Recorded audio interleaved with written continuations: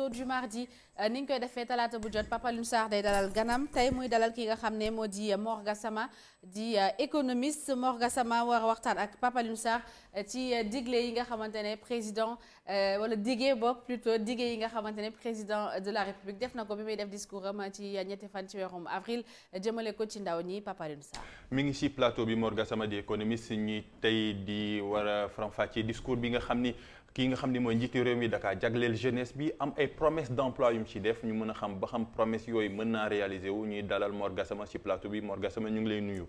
waaw Pape Alioune maa ngi lay fay di nuyu ki ma sa naataango di nuyu aussi seen téléspectateur yëpp. déglu nga discours ki nga xam ni mooy njiitu réew mi président Macky Sall am na ñu wax sax ni c'est son meilleur discours am na ñoo xam ne si nee nañ par rapport ak promesse yu mu def wax ni 65 000 emplois pour le mois de mai mais ñu ngi ci mois avril loolu économiquement nan la mën a nekkee suñu réew. waaw xam nga ñoom homme politique yi souvent dañuy def seeni projection di tey seen discours aussi juste pour essayer séduire donc les gens surtout jéem a séduire électorat parce que xam nga ne fi ñu wax nii moom fii ak moins d'un an ñi ngi xalaat ne war na dem ci ay élections. waaw daanaka daal ci côté boobu foofu nga koy dugal parce que état objectif am du créer ay emploi parce que lu mu doo ci mënti dégg du moom mooy créer emploi di ay emploi directement mais dafa war a réunir ay conditions pour que ay emploi mën a créer wu. voilà yow mi am sa projet tey nga yow ñu financé la encadré la projet bi gën dem ba gën a dox xëy na au début yow kese la da nga soxla benn nit ñaari ñetti nit. yaa ngi créer emploi ki nga xamante ni bii mi nga entreprise am gis na ne am na ay possibilités yokk li muy def kooku aussi bu amee financement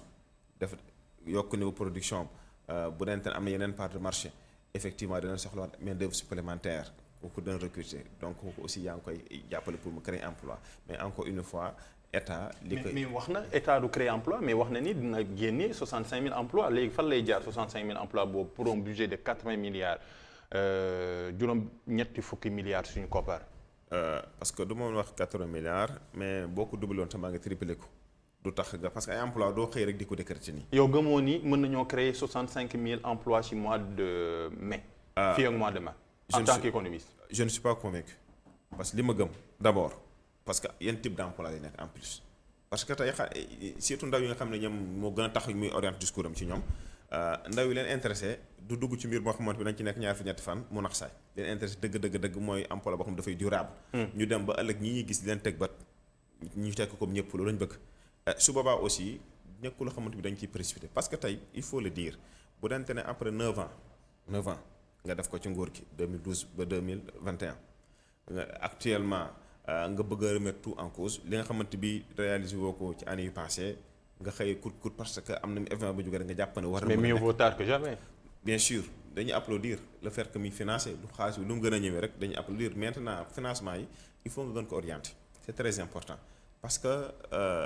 li fi jot a jaar d'abord moi j'aurais préféré ñu taxaw jàngat tuuti lan moo waral affaire doxut. ci seen biir. parce que boo ko defee dina tax xaalis ba nga yor orientation bi gën a am solo deuxièmement ñi nga xamante ne ay porteurs de projet lan war nga leen a déglu bu baax ñu mën a bénéficier aussi d'un financement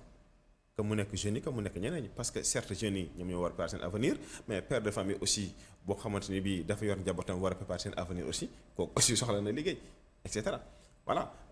am na ñoo xamante ni bii bëgg nañ yëngu ci mbir yoo xamante bi xëy na bëgg nañ ko mais amul ci xam-xam. ñooñu laaj na aussi ñu former leen ba pare doog leen di financer encadrer leen moo tax nekkul loo xam ne looy précipité la da nga koy dallu rek def ko boo bëgg am résultat yoo xamante ni dina durable. mais gis nañu njiitu réew bi fi ñëw day créer ay agences yoo xam ne si lu leen di duper mooy ay formation wala emploi des jeunes moo demoon sax ba bëri ñu daal leen dajalee def benn agence ñu war a créer beneen agence boo xam ne si pour ndaw yi la pour yëpp emploi yi est-ce que tey agence yooyu wane wuñu seen échec maanaam tey si en matière d'emploi en matière de formation des jeunes ngir ñu am emploi est-ce que nekkul loo xam ne si dafa formel parce que bëri na ñoo xam ne si Mor Gassama du ma la ko xamal ngir bind projet problème la ngir am information ngir am liggéey problème la ngir jot si financement boobu am na ñuy wax sax parfois c'est politique problème la est-ce que aujourd'hui jarul ñu soppiwaat lu ñuy defee ba daal di jox emploi ñi nga xam ne mooy ndaw ñi. waaw xam nga olof ñaa def na lu na fàng kenn du ko jeex parce que après donc 9 ans d'exercice bu nante taxaw nga souligner yenn affaire cela veut dire que loolu mooy ça n'a pas marché dafa am na loo xamante ni boo koy xaar ci njiit doo ko dégg maanaam nee na bi ma commencé ba li ma def dara baaxu ci loolu du ko wax c'est politique mais dana am mesure yu muy jël ak dox na yu bees yu muy teg da nga xam ne effectivement li fi ne woon baaxul moo tax mu jëm koo soppi voilà léegi nag boo koy soppi da nga jël sa temps nga analyse ko baax parce que dégg na ñu wax même affaire pôle emploi et tout ça parce que xam nga bu dente dëkk mel ne France Nicolas Sarkozy temps yi mu nekk candidat doon na ko wax bi mu faloo aussi mu créé pôle emploi mais pôle emploi yooyu parce que dafa gisoon ne chômeurs yi dafa leen bëggoon a faciliter seen démarche yi parce que les assises dina nekkoon côté bële mooy ñi nga xam fi nga xam ne ci ngay ñëw pour déposer ses papiers et tout ça pour mën a am sa indemnité chômage et cetera ensuite ANPE nekk na la agence nationale pour l'emploi da ngay jóge fii dem fële et cetera mun a wan boo ko dajalee nga xam ne da nga génn ci bureau bi dugg ci bureau bi dina la gën a yombal démarche yi voilà mais daf fekkoon loo xamante bi lu taxawoon na ba pare. te société yi sax yombul xam nga société française ñu bëri mën nañoo bind mën nañoo lire. mën nañoo am information par rapport ak ñun. par exemple voilà contexte yi bokkul ñoo bokkul voilà moo tax même bu dante yaa ngi importe sax il faut entre guillemets nga tropicaliser ko c'est très important sinon du jàll c'est vrai ñu bëri mënuñ bind xamul yenn affaire ci projet yi mais am na ay idée nit ki jàngul taxul amul idée au contraire sax am na fii Sénégal ñoo xamante ni bii lii réussir ci affaires yi dans les affaires ñu jàng réussir mais encore ñam ñooy fi employé sax ñu jëm ba yaa ngi am seen licence wala seen master ça veut dire que loolu dara ay idée rek yoo xamante ni yàlla mën na ko jox ku nekk waaw ku ci am idée nag mën na la ak ci cadre boo xamante ni mën na ko formaliser maanaam loolu mënut a ñàkk mën nañ sa accompagner école de formation aussi pour ñu am li ñuy wax ay centre d'incubation jeunes yi bu nante am nga sa idée rek mën nga ko am ñu jël ci jàppale di la jàppale ba mu nekk proche bu leer projet boobu aussi ñu dem fexe nga am financement après ñu accompagner la aussi ak donc ñu jëm la suivre parce que loolu aussi bokk na ci lii ndax sa xayal financement yu bari parce que koo xamante ni bii tàmmal yoro xaalis nga xëy jox ko xaalis mi di ko génn commencé woon gis nañ sax waa DER parfois ñu naan ay nit ñi nañ fay wala ñu tëj leen mooy bis bii ba amoon entre DER ak ñoo xam ne si lebal nañ leen fay leen mais tamit am na ñuy naan dañuy bëgg a jot ci financement bi après suñ jotee financement bi parce que jël nit jox ko financement alors que ni moom mënut a def benn projet loolu tamit erreur la du mën a fay te à la fin ñaar ñëppay fayit que ça soit agence yi mais aussi yooyu yëpp boo ko gisee que mu nekk sous Wade que mu nekk sous président Sall wala président Wade da nga gis ne presque même démarche bi la xaalis ñëw na teg nga fa nit mu koy doxal nga jël affaire yu ëpp nga orienté ko ci ñu ànd ak yow même bu dante ne waxoo ko sax moo li nit ñi concerté sur le terrain bon xam nga ñun ak suñu métier mi parfois dañu am des formations professionnelles heure bu ma waxtaanee nit fekk yor na projet rek loolu laa ko ñu ko wax d'abord préparel nga jëm dem déposer ci DER wala TER et cetera mais presque réponse du change boo fa déposé xëy na doo am financement parce que bu bokkul fii bokkul fi et cetera te loolu d'abord la ñu war a génn ci bopp Sénégal ba mu seet wecc ça veut dire que tey amul ñaari type de Sénégal amul ñu Sénégal yëpp benn lañ ça veut dire que képp koo xamante ni am nga projet war nga mën a am financement ci seen centre yooyu mën nañ parce que booy ñi nga xam ne ñu ngi changé ko am seen master amul liggéey booy ci bëri bu la tàggatoon tuuti dugaleen foofu mën nañ jàppale gars ci seen projet yi ñu taxaw ñu vérifier la sa business plan ba mu normal ñu accompagner la nga dem pour am sa financement yooyu yëpp lu mën a nekk la mais daal ci gàttal képp koo xamante bi am nga projet képp koo xamante bëgg nga financement war nga jàpp ne boo déposé tu pars à chance égale avec tout le monde voilà mais su ma bokkul fii wala jegewuma diw sama financement leerut loolu moom dafa war a jeex tàkk ci dëkk bi. Très bien alors Mor Gassama fi nga daanelee foofu laay jëlee parce que on a tendance au Sénégal quand on parle de chômage problème emploi nit yi li ñuy njëkk a xalaat mooy financement. Alors est-ce que financement mooy la seule option pour régler problème chômage est-ce que nit ki financement rek la war a xaar pour liggéey en fait est-ce que y a pas d'autre que est-ce que tout le temps parce que financement yi c'est tout le temps un problème nguur gi day jëlee ci gafagaam génne xaalis ñu ne xaalis bi dugg fu mu war a dugg est-ce que y a pas d'autres options économiquement parlant ñu teg yeneen option yu bokkul ak génne xaalis jox nit ñi ne leen financé nañ leen pour ngeen taxaw tout en sachant que après y aura la polémique derrière bu ñu génnee financement yi nit ñu faral rek lañ koy jox. waaw parce que bu dente ne moom bëgg nga def dara foofu financement dikk parce que tey bu dente ne yaa ngi ci benn coin nga ne fii kat gis naa ne ku fi jaay daal dina dox ndax gis ma fi ñu fiy jaay daal loolu fi jaay ay tissus extension fa amoon boutique def fi lii et cetera mais loolu noonu bu dente ne amul financement ay loxo kese mënut a doxal loolu. ma ne ndax état amul beneen option. par exemple pour absorber gap bi. est-ce que la seule option c'est joxe financement yi gars yi liggéey. est-ce que amul yeneen maa ngi ñëw. ci foofu laa jëm si donc ça veut dire que problème financement mënu ñàkk léegi nag problème mooy ne financement mën na am doole comme mën a néew loolu mënul tere nit ki réussir ci li muy def. mais boo xoolee tey dëkk bi nga xam ne li ñuy jëfandikoo lu bari dañu koy jéggaani bitim réew. ça veut dire que tey boo organiser nit ñi ay GIE et autres du xaalis bu ñu jël sax di la ko jox groupement nga koy jox directement ñuy traité parce que gis nga. foofu la problème yi di voilà commencer. waaw mais yëpp xam nga lépp lu ko waral problème transparence kese. parce que xaalis boo jox groupement yi. waaw lu bëri ay xeex lay mujjee. wala moom laa wax ma ne bu la tàggatee. moo tax mooy financement bi muy laaj. est-ce que solution la. parce que bu dente ne tey yaa ngi gis ne Sénégal li mu soxla ci ceeb li mu soxla ci yeneen denrées yu bëri dañ koy jegaan bitim réew te tey war nañ ko mën a defar suñu réew. gis nga ñeneen gis ay indiens yi gis marocains yi ku nekk tey yaa ngi ñëw bëgg Sénégal ay terre parce que da nga bëgg di bay fii di yóbbu nit ñi soxla nañ ko. ça veut dire que tey bala ngaa ñam fenn jël baykat yi ñoom ñëpp jël seen suuf yi jox ko keneen mun nga leen organiser derrière nga def un type de financement xamante bi dafay leer naa ñu si ñoom c'est-à-dire amul ko man am ndey ak ku ma amul ndey problème yëpp mooy foofu coow li ngay dégg lépp problème transparence moo ko indi ak parparloo mais bu ñaar yu bu ci dañee lépp leer nañ coow leen wàññeeku bu baax a baax parce que ku ne dañ ci gis. mais xam nga paysans yi sax producteurs yi am nañ suuf. ñoom dañuy bay mais jeune bu ñëw Dakar par exemple bind benn projet damaa bëgg a def ginaar projet ginaar et cetera est-ce que financement bi mooy tax mu réussir projet bi. exactement est-ce que financement bi mooy tax mu jot 2 millions 3 millions de la part de l'État mooy tax mu réussir son projet. pas forcément parce que gis fi bu noonu loolu la kon je pense que bi ñu commencé ba léegi parce que maa ngi fàttali ne président Wade bi ñu doog a ñëw au pouvoir FNPJ bi mu fekkoon budget 200 millions la yoroon mu jël ko yóbbu ko 1 milliard at jot yokk ci 1 milliard 4 ans ba mu nekk 4 milliards. président Macky Sall bi mu ñëwee aussi regroupé différentes structures yi fi amoon yëpp parce que après président Wade def yenn structure bu mu boole yëpp pour plus d'efficacité rationaliser encore les dépenses def ci injecté ci ay fonds ba ci DER bi ngeen mujj wax noonu bu ñu koy créer rek automatiquement 30 milliards la démarré ça veut dire bu doon financement kese la woon kon ñoo ñëpp tey da ngay gis seen affaire di dox bu baax a baax voilà financement bi problème la tout le temps semaine passée bi ma fi mujjee maa ngi dégg ci rajo bi DER bi noonu ñu naan département Pikine par exemple dugal nañu fa 3 milliards jeunes yi seen bopp ñoo ko wedd parce que 3 milliards 1 milliard da nekk 1000 millions 3 milliards nga dugal ko ci département boobu noonu te nit ñi gisuñu seen bopp dina doy waar et cetera voilà bref pour montrer daal li ci ëpp solo d'abord mooy sa projet donc war a gëmal sa bopp nga xam fii nga jëm su boobaa ku la accompagner nga dem am ñoo xamante ni tey parce que nit ñi nga def nii ñëpp a ngi def nii rek nga bëgg cee dugg te amoo ci benn conviction amoo ci idée yu bari parce que jàpp nga ne li mi ngi dox rek su ma ci duggee war naa mën a dox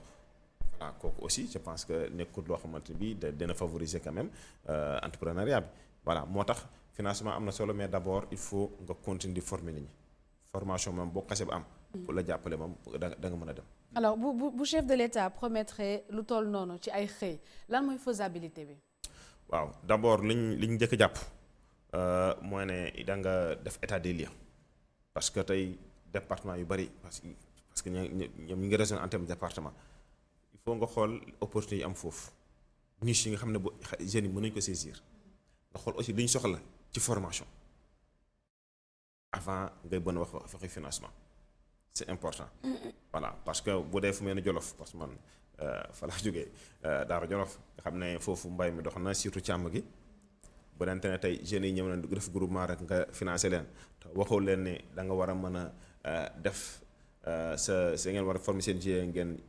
defar seen i xar jën seen xar wala seen nag et cetera di def seen embauche di mën a jaay mais aussi mën ngeen di préférer ut ay vaches yoo xam ne de race lay nekk parce que pour les meew bi et cetera donc kooku loolu noonu boo leen former wut que ñi xam nañu bu ñu commencé fii tey dans 5 ans fii la ñu war a àgg dans 10 ans fii la ñu war a àgg maanaam war nañu mën a dem tey ba def li ñuy wax élevage moderne meew mi nga jëf foofu nga mën transformer sax sur place ci mën a am fromage da ci mën a am beurre lu nekk war na mën a nekk. parce que loolu mooy le principal problème si ñi nga xamante ne ñooy sàmmkat yi parce que dañuy am meew bu bari dañuy obligé di ko gas di ko tuur ak di def ay affaire parce que mënuñu ko transformer. léegi da nga koy moderniser rek moom la ñuy wax agro business loolu mënut a ñàkk da nga dem ba culture fourragère ba nga ko def maanaam jur gi nga yeew lekk yor nii li ñuy lekk war nga ko mën di bay di ko jëlee fa dina nekk andil ñu koy lekk nga xam ne duñ war lu bari ainsi de suite niveau de rendement bi élevé nga xam ne dana dem ba da nga gis sa bopp baax a baax su boobaa problème écriture sax day réglé wu parce que tey boo nekkee dëkk ba mën a am loo xamante ni boo nekkee Dakar doo ko am wala mën a am lu toll li ngay am boo nekkee Dakar alors que charge yi yemul soxloo ñëw fi auto ci ville yi dara te au contraire sa morom bu ñëw fii bu fi defee 6 mois wala 1 an 2 ans bu dellusee bu la wane ay réalisation bu gisee réalisation nga xam ne yaa gën a avancé foofu ak ëpp ay réalisation su boobaa voilà je pense que loolu choix bu baax la moo tax daal encore une fois injecter ay fonds am na solo mais ñu bañ ko def dans la précipitation xool d'abord xale lu ñu soxla kenn ku nekk li nga soxla ci mbirum formation ñu jàpp ci d'abord formation mu nekk ay formation de courte durée nga bëgg a def transformation alimentaire da nga bëgg a def élevage agriculture et cetera mais toujours ñu former d'abord ba nga xam ne mbir mi ngay yor premièrement da nga ko war a fonk nii ngay liggéey soo bëggee avancer mais encore buñ la financer parce que da nga war a après nga rembourser parce que boo rembourser mooy tax ñeneen ñi aussi mën a am financement voilà mais alalu buur la bu ma jotee rek jarul financé jarul remboursé amul solo am na ci ñoo xamante ni par exemple DER bi am na ci problème yu bëri yoo xamante ni bii boo gisee problème remboursement yi kii ci am na ci ñoo xamante ni par exemple dañuy jot seen financement ba pare di xalaat lu ñu ci war a def am na ci ay cas ñoo xamante ni bi ñu ko jotee amul benn activité bu ñu ci def lu dut lekk xaalis bi donc problème mooy la nga laaj sax nan lañ def ba am financement bi boo ci gëstu mën nga indi ay réponses. mais formation yooyu est-ce que waruñu kaa léegi dugal ci biir formation parce que formation bi ñu jot di am. que ce soit dans les universités que ce soit dans les écoles c'est une formation théorique maanaam da ngay ñëw ñu poser la question nga am un 18 un 19 sur 20 nga génn am sa diplôme mënoo def benn liggéey mënoo ko. nan la ñuy def ba adapter formation théorique ak formation pratique parce que ñun Sénégal lu ñu jàppee intellectuel mooy koo xam ne si da ngay toog di wax dajale 10 000 diplômes mais soo génnee yow mënoo def benn liggéey loolu aussi c'est un problème. Bon xëy na loolu bu njëkk ba la léeg-léeg nga dégg nit ñi di ci wax. mais léegi soo gis les formations ba léegi sooy xool faculté des lettres moo ëpp loo xam ne si mooy ndongo si biir université yi. foofu noonu amul benn formation professionnelle looy def lu dul nekk enseignant après. amoo beneen débouché. Effectivement mais boo xoolee quand même université ñi ngi vraiment exhorter les gens ñu góorgóorlu bu baax ci formation comme kii bi li ñuy wax entrepreneuriat. waaw ñu ngi leen ci góorgóorlu baax a baax mais en même temps boo xoolee les écoles privées mooy école formation yi dañ leen former bu baax a baax affaire création d'entreprise voilà. mais école privée yi bëriwuñ ñu foog nga am. koppar pour dugg ci bari tuutiwul non plus de non seulement tuutiwul mais qualité bi dafa gën a amélioré wu parce que avec avec ANAQ-Sup ak affaire accréditation ANAQ-Sup comme nekk CAMES tu es obligé de faire de la qualité. am na ci école yoo xamante ni tey boo fa demee qualité bi mooy fekk doo ko fekk université. mais professeur école privée yi dañoo cher. mënuñoo jël Dakar rek comme nekk un échantillon représentatif. waaw loolu am na parce que ñu nekk ci école privée yi ñu bëri sax ils ont déjà quelque chose quoi bu ñuy wax mooy jeune boo xam ni si peut-être il n'a rien il a envie de travailler mais école privée yi ñu ko mën a supporter bëriwul. waaw parce que c'est que am na ñoo xam ne soo nee financement. wala formation dañ yaakaar ne ñi jàng ñoo ko moom tey boo ne formation nga dem ci benn dëkk benn village par exemple femmes yi ñu ngi liggéey ci yeneen affaire nga former leen ci transformation mooy les fruits là et autres derrière nga financer leen kooku formation la parce que dañ xam ne buñ fruits yi ngay jël di ko denc mi yàqu léegi mënatul nekk da nga koy defar mën ko conserver di ko jaay mi indi xaalis et cetera. voilà da ngeen bëgg a fabriquer du savon autre chose beurre de karité et cetera ça veut dire que loo war a def rek daan la ci war a mën a faral kooku am na solo man gis naa par exemple benn expérience boo xam ne neex na ma trop ci benn dëkk bu nekk côté Fatick ca kaw fekk boobu noonu am benn étude bu ñu fa doon def loo dañu gis ne femmes yi par exemple ñu ngi doon travailler ci récolte de sel mais de manière vraiment. récolte de sel. waaw dëkk bu village bu ñuy wax jéemu benn ONG bu la doon accompagner. initiative pendant des années parce que déjà boo xoolee bi ñu commencé ak ñoom ak fi ñu mujjee bi ñu fay ji àgg da ngay gis ne évolution bu mag am na ci parce que bi ñuy ñëw pour récupérer affaire bi seen fas yi doon dugg ba ci biir foofu noonu bu ñu accès ci biir ndox mi leen saa ñu tuur fa ndox leen saa ñu def fa seen affaire yooyu mu salte mais ak formation bi déjà hygiène la leen njëkk a jàngal xam ne day sori fale dara dootu fa jegeeti mais en même temps créer ut seen benn machine pour ñuy yodde sel bi jàppal ci commercialisation bi ainsi de suite am na ci benn jeune boo xamante ni biñ ci waxtaanee xamal ma carrément moom yàgg na Dakar def na fa ay quelques années finalement doxul mu ñibbisi nekk fa ouvrier première année bi agricole après deuxième année bi mu am lu mu defal boppam c'est-à-dire mu jóge ci 60 000 dem ba 300 et quelques mille beneen bi dem na presque ba 1 million 300 1 million 400. ñun année bi ñu fay ñëw daanaka ci année boobu bi mu jaayee am na presque lu jege 20 millions wala 20 millions bi mu génnee fërëm yëpp des na ko 12 millions. 12 millions. da lay wóor ne kooku par exemple amul loo koy wax ba indi war ko Dakar. wax exemple bi moo bari bu ñu fay mujjee boobu maa ngi leen wax sax comme léegi ñoom noonu leen jaay sel bi est-ce que duñ penser sax à que ñu def ko ci ay sachet encore pour gën ko directement di ko commercialiser ci grande surface yeeg yooyu voilà xam naa ne xaw ma fu affaire tool actuellement mais ce qui est sûr mooy bi ñu fay mujjee y a plus de 5 ans de cela affaire bi avancé woon na bu baax. ça veut dire que bref yu mel noonu mu am solo yu mel mu am solo te xam nga ñooñu seetaanu leen kese après parce que boobu noonu ONG dafa leen mettre en rapport avec le laboratoire de gestion bu ESP. ñu leen suivre en cas jox nañ quelques éléments ci affaire comptabilité jox nañ quelques éléments ci affaire communication donc quelques éléments voilà ci affaire marketing et cetera et cetera tenir seen réunion ainsi de suite di xool nu ñu gérer seen affaire da ngay waxtaan ñoom nga xam ne ñii bokkuñu fi nga jóge wala ñeneen ñi nga doon fréquenté dafa am solo lu ko waral rek mooy dafa am ñeeg seen gannaaw parce que moo tax financement aussi il faut mu ànd toujours suivi ci gannaaw. Très bien alors man benn question est-ce que état moom moo am vocation créer ay emploi état loolu de vocation boo xoolee déjà ñi travaille ñëpp ñi employé ñëpp pratiquement les état ñi ci créé mu dépasse 8%. 92% yëpp ñu ngi ci fi informel bi ñu ngi ci privé bi ça veut dire que état rôle am dëgg-dëgg mooy réunir les conditions pour que les gens puissent investir pour que les entreprises puissent prospérer. ay tey jii de daa mel ni c'est le contraire parce que l'État moo jug ne man damay jox emploi 65 000 jeunes. waaw xam nga nag discours politique moom politicien moom loo neex defal. mënoo ko teree politique. c'est le président de la République. dama ne mu def discours à la nation wax ni naa leen jox 65 000 jeunes aujourd'hui l'État est devenu une entreprise. sañ bi demal ci dëkk bu la neex demal ci États-Unis demal France demal dëkk bu la neex état du moom moo ñëw pour créer emploi day réunir les conditions. la preuve même xaalis bi mu injecté du ñëw taxaw ne ay emploi la kër ni jox di fay nit ñi c'est vrai bu ko bu fu mu dëkku benn Casamance par exemple gis ne fruit bi dañ fa yàqu le fait que tey bu dente na privé national kenn jëlu initiative pour mën a créer entreprise bi transformer affaire yi sur place état mën na jël initiative par exemple dans le premier temps copte ke ñenn bu dente na ñeneen bëgg ñëw aussi mën na jël les devants financer affaire commencé dox mu jéem a rocceeku progressivement pour bàyyi ko privé mais loolu moom de vocation. waaw lan la ñuy def ak 65 000 jeunes yi ñu wax ni nan leen jox emploi parce que yaakaar juddu na. yaakaar juddu na. te mois de mai li ci des bëreetul te le 6. waaw xam nga bu dente na yow jàpp nga ne xëy na boo financé nit emploi buñ créé la ça dépend ñoom ci li ñuy tuddee emploi xam nga problème bi aussi loolu la voilà ban type d'emploi la parce que jeunes yi yëpp tey di wax ne dañu soxla emploi leen intéresse du emploi bu précaire. non emploi boo xamante ni dañ la mën a permettre ñu mën a une vie décente te loolu je pense que nekkul loo xam ne da nga koy dans la précipitation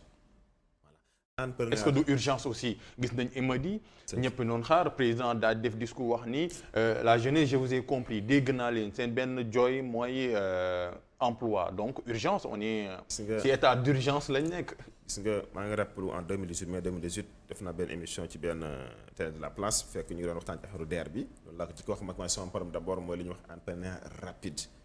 c'est vrai décaissement bi mën a rapide mais entrepreneur de manière générale ça demande de la patience boo xoolee ñi nga xamante ni tey Sénégal yëpp dafa nekk dañ nekk ay références nekk fierté nationale xool leen rek beaucoup d'entre eux on démarre au niveau le plus bas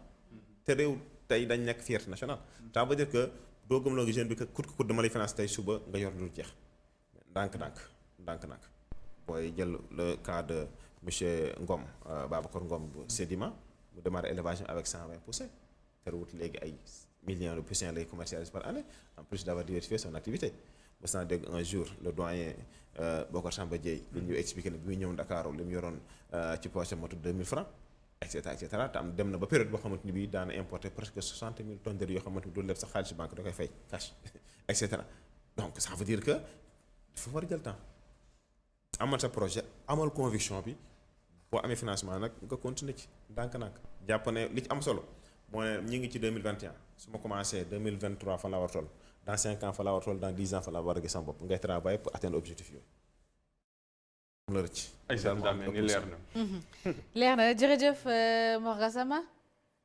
waaw kontaan noonu rek di échanger parce que xam nga mbirum emploi moom surtout les jeunes dafa nekk lu sérieux. ba tax na kenn waru koy jël di ci manipuler kenn wala. da ngaa sentir ni manipulation dafay am.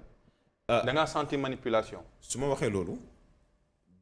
de manière générale c'est-à-dire que. mais pour le cas précis. parce que aujourd'hui pour ce cas pratique. professeur élève mooy wax cas pratique. pour ce cas pratique da ngaa sentir manipulation wala politique wala si lu wér la. politique la may gën a niru. politique la may gën a niru volonté nag am na fi kenn mënu ko woon wax ne amu fi ça c'est clair et net voilà parce que boo xoolee fi ñu jógee ba fi ñu agsi ak xaalis bu fi jógee yëpp kon nit kenn mënul wax ne volonté amul moom ça c'est clair et net maintenant gis nga boo désorganisé tuuti da ngay def moyens yu bëri te atteindre un résultat voilà moo tax ma ne taxaw jàngat seetlu tuuti da ci am solo te waxante dëgg mais pourquoi ma dégager tant de milliards depuis tant d'années jeunes yi amul satisfaction. mais Sénégal assise réforme tous ces panels là qui sont organisés dans les hôtels loolu yëpp c'est un laboratoire boo xam ne si dañoo wax mais jamono ji dañoo soxla emploi au fait. loolu dëgg la dans ce cas bu demee noonu nga xoolaat parce que dans tous les cas moom boo defee jàngat rek da nga xam lu doxut problème bi kay mooy nga ñàkk taxaw pour def jàngat mais boo defee jàngat seetlu tuuti da nga xam ne lii ak li moo doxul li doxul nga jëm ko changer voilà et souvent aussi ngay ut conseil ñoo xamante ni wër na ni xaaruñ ci yow dara maanaam li ñu xaar rek la lay wax duñ ci yokk leneen je ne cherche pas à te caresser dans le sens des poils c'est très important malheureusement ñoo xamante ni bii bu nekkee noonu lay demee duñ bëgg lu wax lu la neex parfois loolu baaxul maa ngi rappelé par exemple en 2015 bi fi njiitu réew mi lancé programme d'autosuffisance alimentaire en riz en 2017 2015 ñeen nga ne da ngaa bëgg atteindre autosuffisance en riz ñun la oui kooku wax dëgg yàlla ki la koy conseillé dafa bëgg la neex rek. te ba léegi mënu ko nekk même boo ko waxee wóor la wax ne mën na nekk wala wax carrément président lii mënut a nekk. te ba léegi accéléré ko n'est-ce pas. sinon boo ko bëgg atteindre exceptionnellement mën na nekk exceptionnellement ça dit que tu sors des moyens exceptionnels pour atteindre des résultats exceptionnels. kooku day nekk politique conjoncturelle. alors que loolu dafa war a nekk politique structurelle donc koy planifier dans le temps. dans les 5 ans à venir dans les 7 ans amul problème. parce que pour la pérennité. voilà niveau boo ko xasee ba atteindre rek dootoo wàccaat. da nga koy maintenir di gën a améliorer donc voilà day nekk de manière durable. ba léegi programme autosuffisance boobu ak guñ ko. waaw très bien xam nga loolu non. mais quand même il faut reconnaître que il y a un bond significatif qui a été réalisé même si de temps en temps jox ñu quand même chiffres yoo xamante ni. mais on est en 2021 en 2015 2021. oui parce que période bi ñu koy lancé on était à moins de 400 000 tonnes fi ñuy wax ak yow nii dépassé nañu 1 million de tonnes ren daaw sax dañu déclaré 1 million 400 000 tonnes sur un objectif de 1 million 800 après FAO remettre les chiffres en cause effectivement boo xoolee après importation yi. tourne presque autour de 700 000 tonnes, tu te rends compte qu'effectivement, il y a problème. Voilà. Mais le fait que déjà, en pratiquement 5 ans, on a plus que doublé la production, c'est un pas significatif. Voilà, un bon significatif. Ça veut dire que le rythme va continuer dans les 2 ans, 3 ans à venir, on va atteindre. Voilà. Et mieux encore, l'église, avec le PAP 2A, atteindre autosuffisance alimentaire. Enfin, j'ai applaudi. Parce que c'est vrai que tey boo nee nit ñi nañ jublu ci mbay mi jublu ci càmm gi ñu ne moom on est au 20e siècle instant bi c'est l'heure du numérique d'accord mais li gën a élémentaire boo ko réglé du sotti parce que tey nekkal ci numérique bi ba sonn mais bu nante ne looy lekk ak looy naan toujours da nga koy jéggaani bitim réew aussi sa indépendance day des de.